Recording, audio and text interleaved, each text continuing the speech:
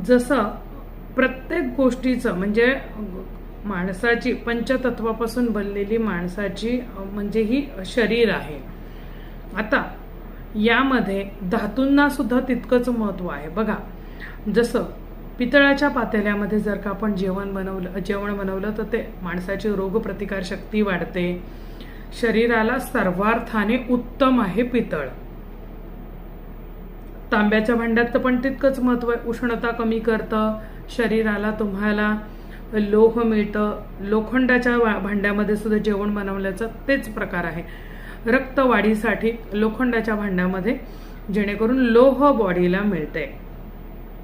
मातीचं भांडं सर्वोत्तम मानलं जातं.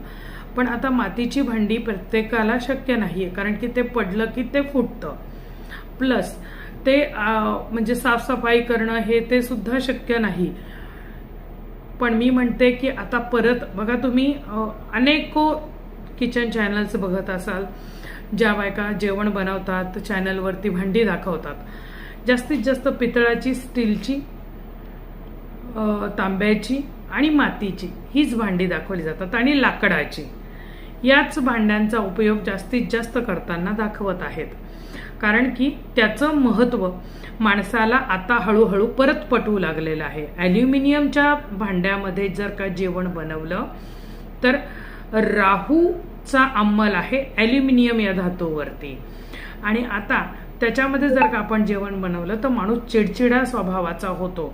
त्याचे रक्त सुद्धा तसंच दूषित बनतं आणि त्यामुळे पर्यायाने शरीराला सर्वार्थाने ते घातक आहे.